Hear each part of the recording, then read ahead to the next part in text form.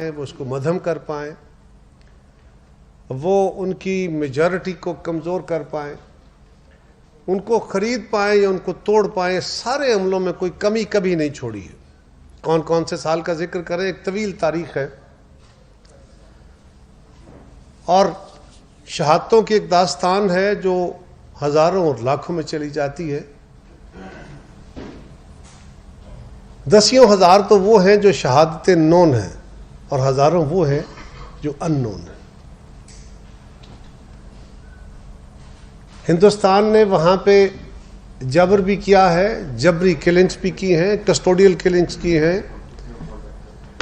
اور نہ صرف وہاں کے شہریوں، نوجوانوں، ہماری بہنوں اور بیٹیوں کے کچھ کو شہید کیا ہے۔ صرف کشمیریوں نے اپنے خون کی نہیں، خون سے بڑھ کے قربانیاں دی ہیں، خون سے عظیم قربانیاں دی ہیں، اور انہی قربانیوں کی بدولت آج مسئلہ کشمیر دنیا کے سامنے اسی طرح یہاں ہے جس دن 1947 میں تھا، اور یہ رہے گا اس دن تک، اور ہم جد و جہد میں رہیں گے اس دن تک جب تک ہندوستان اپنا جبر روا رکھتا ہے یا کشمیر کے باسیوں کو ان کا حق خود ارادیت نہیں مل جاتا ہے، وہ اپنے مقدر کا خود فیصلہ نہیں کر لیتے ہیں۔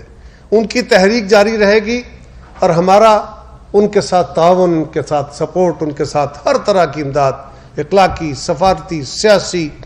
جو بن پڑے گا ہم ان کے ساتھ ہیں، اس لیے کہ ہم سمجھتے ہیں کہ یہ کشمیر کا مقدمہ نہیں ہے، یہ انسانیت کا بہت بڑا مقدمہ ہے۔ یہ صرف مسلمانوں کا مقدمہ نہیں ہے، انسانیت کا مقدمہ ہے۔ مسلمانوں کے ساتھ تو جو کچھ ہو رہا ہے، مسلمانوں کی عبادت گاہوں اور ان کے مذہبی شاعر کے اوپر، ان کے کلچر کے اوپر جو حملے ہیں وہ اپنی جگہ، لیکن وہاں صرف مسلمانوں کا کیس نہیں ہے، انسانیت کا کیس ہے، انسانی حقوق کی وائلیشنز ہے۔ اس لیے ہم اقوام عالم کو ہمیشہ یہ یاد کراتے رہتے ہیں، اور میں کنٹرول لائن کے اس پار اپنے بہنوں اور بھائیوں کو پاکستانی قوم کی طرف سے یہ پیغام دینا چاہتا ہوں کہ پاکستان میں کوئی حکومت ہو، کسی جماعت کی حکومت ہو، کسی طرز کی حکومت ہو، کشمیر کسی حکومت کی پالیسی کا مسئلہ نہیں ہے۔ کشمیر پاکستان کے ایک ایک بچے، بوڑھے، عورت، مرد کے دل کا مسئلہ ہے۔ اس کے اوپر مختلف اوقات مختلف حکومتوں کی پالیسیوں کی وجہ سے شاید آپ کو کچھ شیڈو نظر آئے ہوں، لیکن کبھی بھی کوئی سوچ نہیں سکتا اور کوئی پاکستان میں سروائیو نہیں کر سکتا کہ وہ پالیٹکس کرے اور وہ کشمیر کے اوپر کوئی ذرا بھی ضرب آنے دے۔ ہم سمجھتے ہیں کہ کشمیر کی آزادی پاکستان کی آزادی کی تکمیل کا سفر ہے، اور یہ ہونی ہے انشاءاللہ۔ ہم اس میں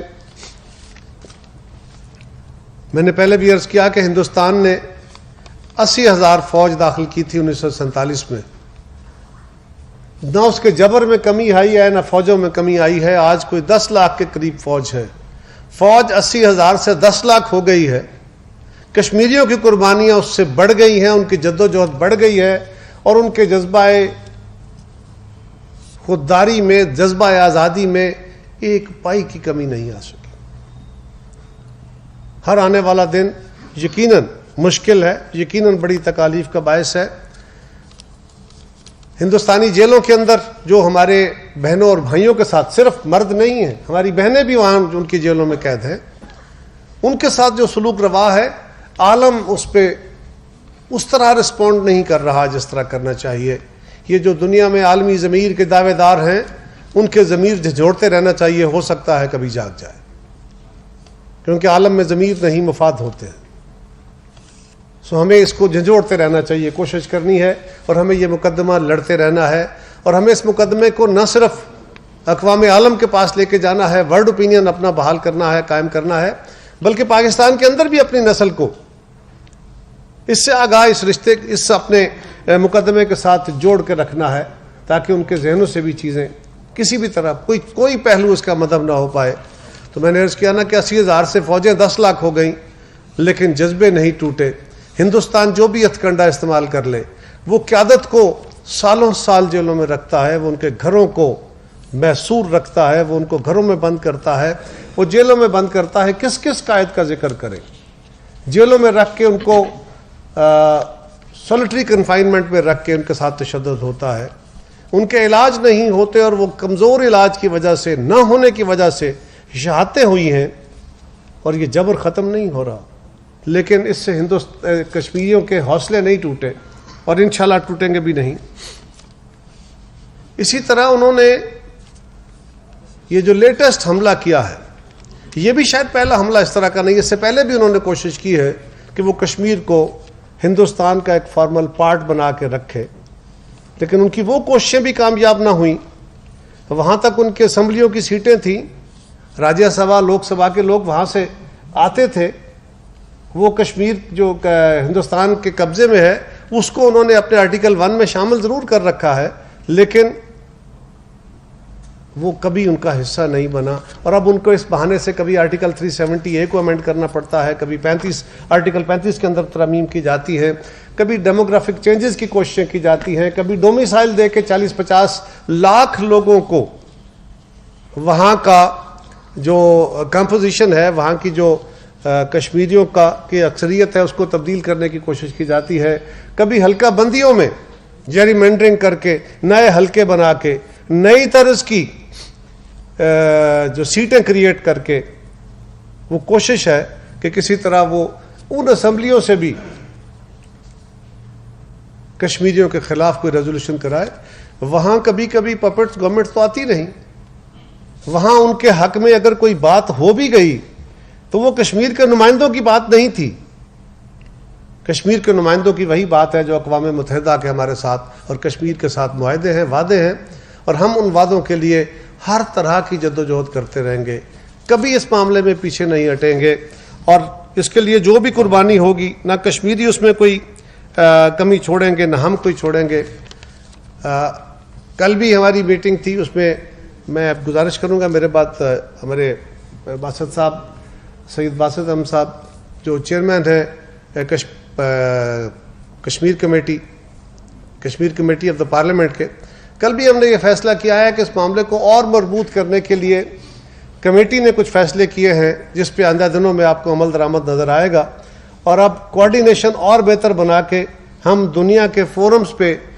جہاں گورنمنٹیں اپنا اپنا کام کر رہی ہیں، جہاں دیگر فورم اپنا کام کر رہے ہیں، کشمیریوں کے فورم اپنا کام کر رہے ہیں، وہاں Kashmir committee of the parliament جو ہے وہ نوجوان چیئرمین کی قیادت میں انشاءاللہ زیادہ فعال رول ادا کر کے ہم دنیا کے جو قانون ساز ہیں ان کے ساتھ بھی اپنے روابط بڑھائیں گے تاکہ ورلڈ اوپینین کو زیادہ بہتر فارم کیا جا سکے۔ میں کنٹرول لائن کے پار اپنے بہنوں بھائیوں کو یہ یقین دلاتا ہوں کہ کل بھی کشمیر کمیٹی کی میٹنگ میں جس طرح ہمارے پارلیمنٹیرینز کا جو جذبہ تھا وہ بھی پاکستانی قوم کے جذبات کا آئینہ دار تھا۔ جو میرے ساتھ اس وقت مقبوضہ کشمیر کی قیادت بھی جو پاکستان میں اس وقت موجود ہے، ان میں سے ہر شخص خود اپنے طور پہ جدوجہد کے ایک داستان ہے، قربانیوں کے ایک داستان ہے۔ ان میں سے بہت سارے ہمارے ساتھی، یہ ساتھی بیٹھے ہیں، ان کے علاوہ جو ہمارے ساتھی ہیں ان کے خاندانوں کے لوگ شہید کیے گئے ہیں، ان کے ساتھ ظلم و جبر کیا گیا ہے، ان کے کاروبار برباد کیے گئے ہیں، ان کو ہر طرح تشدد کا سامنا کرنا پڑا ہے، لیکن نہ ان کے جذبے یہاں ماند پڑے ہیں نہ وہاں ماند پڑیں گے۔ ہم ان کی جرتوں کو، جذبوں کو سلام کرتے ہیں، ہم اپنے کشمیری شہداء کی عظمتوں کو سلام کرتے ہیں، ہم وہاں اپنی بہنوں اور بھائیوں کے اس جذبے کو سلام کرتے ہیں، اور اپنی اس قیادت کو جو جبر کی اس کالی رات میں بھی اپنے لوگوں کے لیے ایک لو جلائے ہوئے ہے، ان کے لیے حوصلے کی امید ہے، اور ہم ہر طرح ان کے ساتھ ہیں اور انشاءاللہ رہیں گے، اور یہ منزل اب دور نہیں ہوگی۔ میں گزارش کروں گا جناب باسط بخاری صاحب سے کہ وہ آپ سے مخاطب ہوں۔ جناب باسط صاحب۔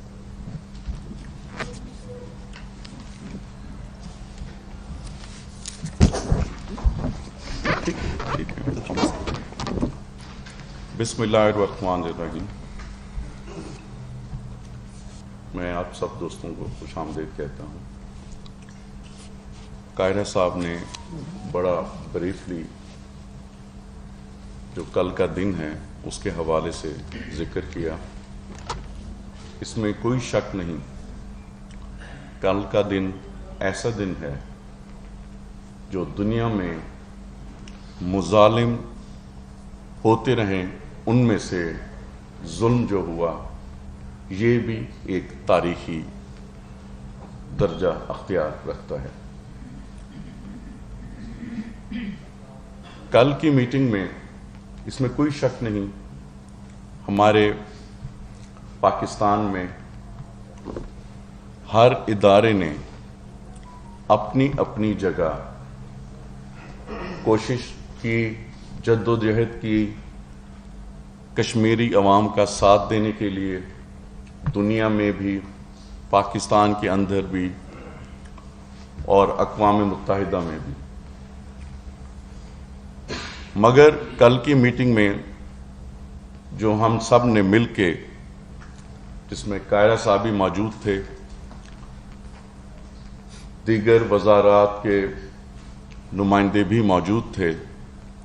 जो हमने फैसला किया है वो ये फैसला किया है कि इंशाअल्लाह मैं बहुत जल्द एक सब कमेटी तश्कील दे रहा हूं और उस सब कमेटी में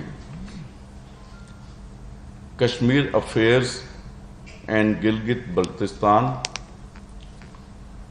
के नुमाइंदा, फॉरेन अफेयर्स के नुमाइंदा, नेशनल डिफेंस सिक्योरिटी के नुमाइंदे, डिफेंस के नुमाइंदे और मिनिस्ट्री ऑफ इंटीरियर के नुमाइंदे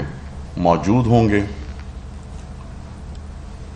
और ये सब जो भी जद्दोजहद कर रहे हैं एक दूसरे से कोऑर्डिनेशन रखेंगे कि, क्योंकि बास अब तक ऐसा हो रहा था कि जो डिफेंस जद्दोजहद कर रहा है या जो वो स्टैंड्स ले रहा है उसका ज़्यादातर इन फॉरेन अफेयर्स वालों को नहीं होता था, या जो कश्मीर गिलगित बल्तिस्तान वाले जद्दोजहद कर रहे हैं कुछ चीज़ों का इल्म उनको नहीं होता था। इस कमेटी का मकसद ये होगा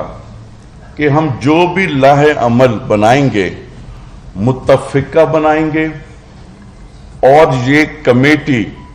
पूरी दुनिया की पार्लियामेंट में, अक़वाम मुत्तहिदा में और जहां जहां जिस जिस फोरम की हमें जरूरत पड़ती है हम उस फोरम पे कश्मीर कॉज को रेस करेंगे। मेरे कश्मीरी नौजवान बहनों, भाइयों, बुजुर्गों, माओं, बेटियों से दरख्वास्त है, नाउमीदी कुफ्र है।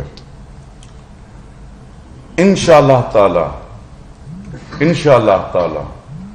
वो वक्त जरूर आएगा, ये पता नहीं इस जद्दोजहद को कितना अरसा लगे, वो वक्त जरूर आएगा जब उनको उनका हक मिलेगा। बाकी हमारे साथ लीडरान मौजूद हैं जो इस जद्दोजहद में शामिल हैं और इंशाअल्लाह अज़ीज़ आने वाले इजलास में हम मिल के इस सब कमेटी को तश्कील देंगे और वो अपना बहुत जल्द काम शुरू कर देगी। बहुत शुक्रिया। मैं इससे पहले कि दावत दूं अपने साथियों को, सिर्फ एक और तरफ तवज्जो दिलाते हुए कि कोई हुकूमत पीछे नहीं रहती, लेकिन आपने देखा होगा सारी दुनिया ने ऑब्जर्व किया है और हिंदुस्तान को बहुत मरोड़ पड़ रहे हैं इस बात से कि जब से हमारी हुकूमत आई है, दुनिया के किसी मुल्क में वज़ीर आज़म साहब का या वज़ीर ख़ारजा जनाब बिलावल भुट्टो साहब का विजिट हुआ है या कोई डिग्नेटरी उनको मिलने आई है तो कश्मीर को नंबर 1 के तौर पर उन्होंने फ्लैग किया। और ख़ास तौर पे जब जनाब बिलावल भुट्टो ज़रदारी साहब ने जर्मनी का विजिट किया और जर्मन वज़ीर ख़ारजा से पाकिस्तान के विजिट के दौरान भी उन्होंने कश्मीरियों के हक़ खुद इरादियत के बारे में बड़ा वाज़ेह मौक़िफ़ लिया, जो यूरोप के अंदर एक मजबूत इकॉनमी वाले मुल्क का बड़ा वाज़ेह हमारे लिए स्टैंड था। और अब फिर उनकी कोशिशों और काविशों से बिलावल साहब की फिर दोबारा जर्मनी की हुकूमत ने या उनकी वज़ीर ख़ारजा ने उस पर कश्मीर के इशू के ऊपर बड़ा वाज़ेह तौर पर कश्मीरियों के हक़ खुद इरादियत को सपोर्ट किया है, उसका मुतालबा किया है। इसी तरह अमेरिका के अंदर भी बहुत अरसे के बाद इस तरह की आवाज़ें उठनी शुरू हुई हैं جو ایک فعال سفارتکاری کی بنیاد ہے، علامت ہے. ہم یہ عہد رکھتے ہیں کہ بالکل کوئی قدم ہم پیچھے نہیں رہنے دیں گے. ہماری کمٹمنٹ ہے کہ ہم اپنے اس مقصد کو حاصل کر کے رہیں گے. میں آپ گزارش کروں گا اپنے سینئر ساتھی جناب غلام محمد صفی صاحب، جو کہ کشمیر کے مقبوضہ کشمیر کے بڑے معتبر نام ہیں پاکستان میں، حریت کانفرنس یا باقی جو ان کی پوری قیادت ہے، ان کو نمائندہ ہیں ان کے. تو میں گزارش کروں گا کہ آپ اپنے خیالات کا اظہار کریں. بسم اللہ الرحمن الرحیم. 27 اکتوبر لائٹس